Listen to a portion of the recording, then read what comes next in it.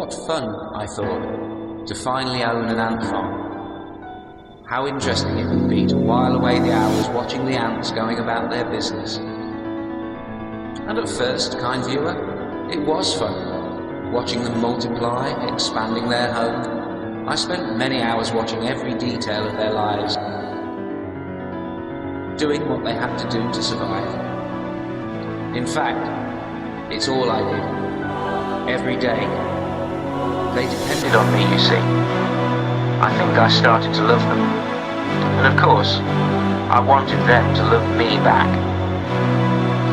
Such was my fun and my infinite love.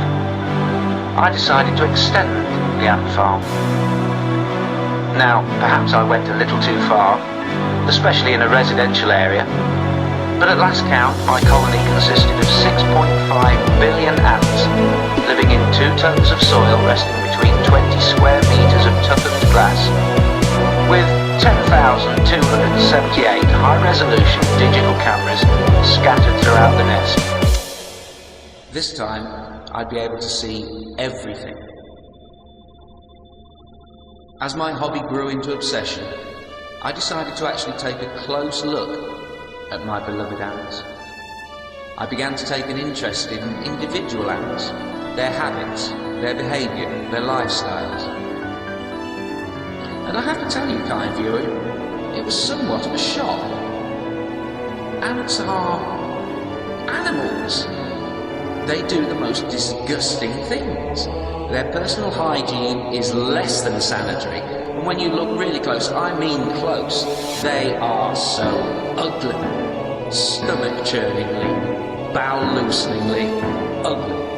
They fornicate in groups, they murder each other, have no manners, and the idea that they should hide their genitalia simply hasn't occurred to any of them. I started talking to them, begging them, pleading with them to just change their ways. I held up signs, banners, and even wrote tiny messages that I left at the entrances to the nest, asking them to repent. But nothing happened, nothing changed. I sat at the edge of the glass tank, in a spotlight, waving my arms, expecting that they might notice me, recognise me as the one that brought them lettuce every morning. But still nothing. Not even a thanks for the lettuce, man. It would have been nice to have a little recognition. I wasn't asking to be worshipped, as such, although I do give them everything. But a little acknowledgement would have been nice. But they could not see me. They could not hear me. They did not understand my words. And obviously this is entirely their fault. I don't know why, but this constant ignoring of my wonderfulness and my generosity made me angry. It just didn't seem right that I was the whole reason for their existence and their continuing existence, but I didn't get any of the credit. They had to see the big hand bringing down the lettuce from the sky every morning. They had to sense my presence, surely. So, I got some tweezers and a microscope, and I went around the nest looking for examples of bad behaviour. And when I found it, I would make bad things happen to the particular ant concerned. A lost leg or two, for instance. I thought the others might learn from example, but they didn't. As cutting off ants' limbs is fiddly work, I started punishing them the old-fashioned way, with magnifying glass and sunlight. But their agony was too brief, and the weather outside too unreliable, and there was still so much punishing that needed to be done. There were 6.5 billion of them. Matches and a cigarette lighter just aren't up to the job. So I built another, with transparent sides, so I could watch them burning. I should point out that it gives me no pleasure to watch their little legs going, their mandibles opening and closing rapidly, watching their body armour slowly vaporise. But what can I do? They're sinful animals.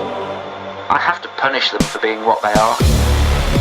I'm sure you can see the undeniable logic and justice of my actions. I give them life, I give them everything. I can do what I like. can't I? Somebody has to do the punishing, don't they? I found that if I place them in an oven to exactly 110.8 degrees, I can keep them alive and writhing in agony almost indefinitely. It will certainly seem like forever to them. If only they'd listen to me. If only they'd try to mend their ways, ignore their inbuilt instincts, put on a few clothes, stop copulating without any legal certification at all. If only they would do it my way. If only they could be more like me, or at least try to mimic my splendid perfection. I could show them peace.